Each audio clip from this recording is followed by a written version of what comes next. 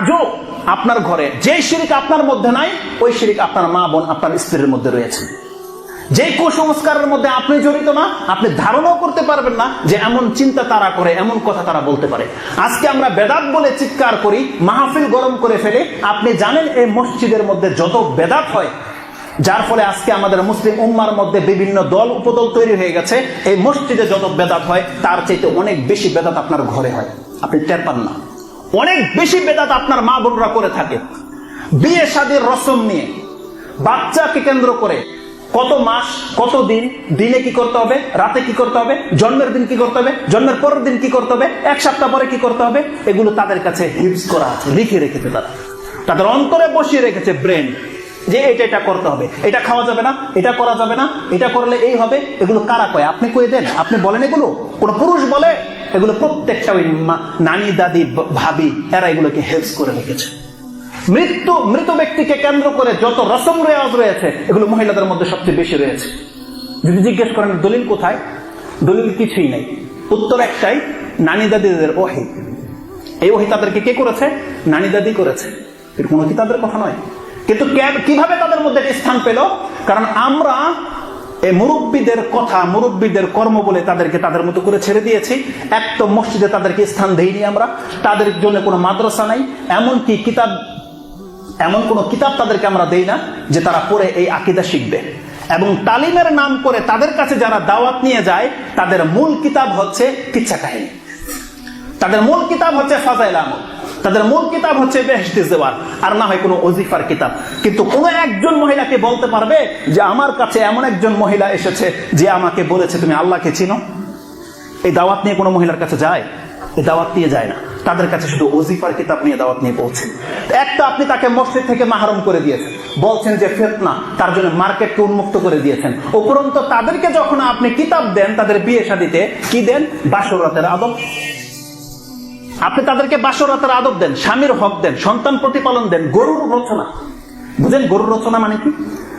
আরে আপনি গরুর রচনা পরে গরু সম্পর্কে যা জানবেন, যারা গরু পোষে আপনার চেয়ে বেশি বেটার জানে। তার মানে স্বামীকে কতটুকু খেদমত করতে হবে, বাসরাতে কি করতে হবে, এটা আপনাকে কিতাব পড়ে জানতে হবে। এটা আল্লাহ সুবহানাহু ওয়া তাআলা প্রত্যেকটা মহিলার অন্তরে ফিতরতি ভাবে দিয়ে দিয়েছে। আপনি বিয়ে করে দেখেন আপনাকে কিভাবে সন্তুষ্ট করতে হবে, তাকে কিতাব পড়ে শিখতে হয় না। বরং স্কুল কলেজ ভার্সিটির মেয়েদের চাইতে অনেক বেশি খেদমত করে একজন সাধারণ একটা মেয়ে তার স্বামীকে। কিতাব পড়ে শিখেছে। যদি তাকে কিতাব দিতে হয়, আপনি দিবেন আল্লাহ কি চান, কে আল্লাহ, কোথায় থাকে আল্লাহ, কি চান আল্লাহ, আল্লাহর কিসে সন্তুষ্টি আছে, আপনি এই জ্ঞান তাকে আগে দিবেন। কিন্তু তাদেরকে সে কিতাব দেওয়া হয় না। তারাও যখন কোনো কিতাব পড়ে, ওই যে বললাম ওজিফার কিচ্ছা কাহিনী এগুলো, যার ফলে তারা তার তাওহীদটাকে এইভাবে লোপ পেয়ে গেছে, তাদের মধ্যে শিরকের আস্তানা গেড়ে বসে আছে। না, এটা হতে পারে না। শিরিক বিহীন হচ্ছে ইসলাম। আপনাকে শিরিক মুক্ত জীবন যাপন করতে হবে। মুহাম্মদুর রাসূলুল্লাহ সাল্লাল্লাহু আলাইহি ওয়াসাল্লামকে আল্লাহ বলছেন, যখন কোনো মুসলিম মহিলা ইমানের দাবি করবে আপনার কাছে এসে, আপনার সাথে যেন এইভাবে অঙ্গীকার করে যে ইয়া আইয়ুহান নাবিয়্যু ইযা জাআল মুমিনাতু ইউবাইনাকা আলা আল্লা ইউশরিকনা বিল্লাহি শাইআ। সেজন্য আপনার সাথে এই ওয়াদা করে যে আমি আল্লাহর সাথে কোনো কিছুকে শিরিক করব না। আল্লাহ বলছেন এই ওয়াদা করতে হবে প্রত্যেকটা মহিলাকে যে আমি মুসলিম, আমি মুমিন, আমি কোনো অবস্থাতে আল্লাহ সুবহানাহু ওয়া তাআলার সাথে কোনো কিছুকে শিরিক করব না। এই ওয়াদা করতে হবে। আল্লাহ বলছেন যদি সেই ওয়াদা করে নিতে পারে,